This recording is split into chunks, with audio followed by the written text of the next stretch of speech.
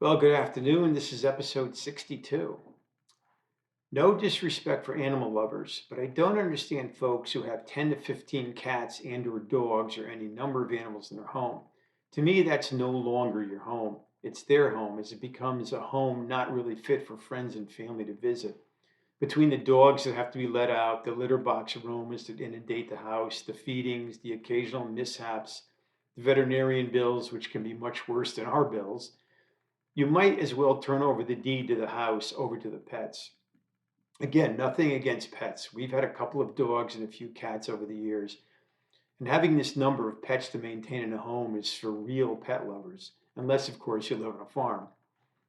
I'm not afraid of dying. I just don't want to be there when it happens. Who does? Henny Youngman would say, if my wife becomes ill for a week or so, 3 or 4 major stores could go under. If my wife becomes very ill, Costco, ShopRite, Walmart, and Patel's would feel it and would probably send someone to visit her and see how she's doing, or they might go as far as sending someone to shop for her, which she wouldn't allow. Common sense and a sense of humor are the same thing, moving at different speeds. The sense of humor is just common sense dancing. This was a quote from Clive James, and to further this quote, I elevate this to never trust anyone without a sense of humor, though I think it's rare in humanity. But I do pity someone who is lacking a sense of humor simply because it's not going to be a joyride for them. Humor is a very effective escape valve. My wife called up about a week before Christmas to tell me that she bought her 2 Christmas gifts from me. That's one less burden for me, and I told her to give them to me when she gets home, and I'll wrap them and give them to her on Christmas Eve or Christmas Day. Shopping, as I've mentioned before, is another thing that I don't do very well, and she knows that. As I mentioned in recently, as I mentioned in recently for a doctor's visit, the assistants asked the usual question: have there been any changes recently to report?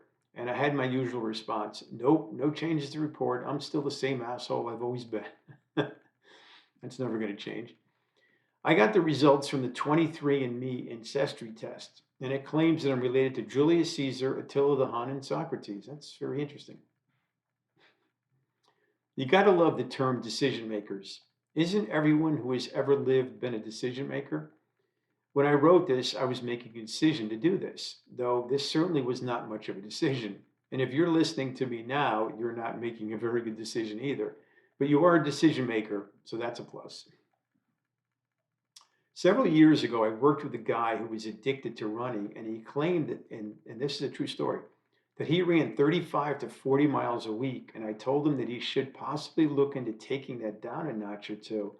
That's a lot of running for anyone that if he continues that pace, even at the age of 30, you're eventually going to pay a price for the excessive running.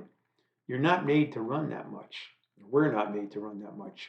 Well, sure enough, over time, he started having problems with his hips and knees, and he ended up going to a physical therapist, and they told him to run less, possibly decreasing his running to half that distance each week and not run every day. It's excessive. And the only difference between what I told him and what the doctor told him was that the doctor got paid and I didn't. And I gave him the advice first. This is a true story. I can't make this stuff up.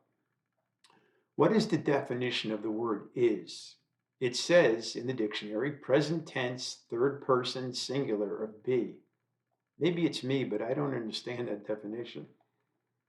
Have you ever thought that there is really no such thing as real knowledge? I often wonder because it has a tendency to change and mutate. Knowledge today could be a falsity tomorrow. Never take for granted what other people may be going through, and not taking this into consideration may blind you. The writer Christopher Hitchens once responded to someone who told him that, I can't understand a word you're saying, and to which he replied, I'm not in the least surprised. That's a great comeback. I hope I'm permitted to share some of his other penetrating quotes, and as follows: what can be asserted without evidence can just as easily be dismissed without evidence. He is also known for saying recklessness is inseparable from courage. And lastly, he said, it cannot be altogether frivolous or wishful to talk of a higher intelligence, because the cosmos itself is a higher intelligence in the simple sense that we do not and cannot understand it. So I go to my local bank recently to pick up a few transaction registers, and the bank rep hands me two of them. And I'm like, you don't know my wife. These two transaction registers may not last a month. And the rep replies by saying, well, we're only supposed to give you two of them. And I told her, well, I'll probably be back in a month or so for two more. And now a few quotes, if I may, from E.M. Chiran, one of my favorite writers. Tears have much deeper roots than smiles. I prefer the dramatic life, consumed by inner fires and tortured by destiny, to the intellectual caught up in the abstractions which do not engage the essence of our subjectivity. It's a little hard to interpret. I despise the absence of risks, madness, and passion in abstract thinking. Abstract thinking. How fertile live, passionate thinking is. And if you had to choose between two words, yes and no, on what's the more significant word in one's life, I would lean slightly with no. Maybe this means that I'm more of a negative person, but the word no will most likely protect you more in life than the word yes. And of course, there are those people who don't understand the word, especially pushy salespeople. And oddly enough, I haven't said it enough in my life since I had a tendency to want to make people happy. I will end here.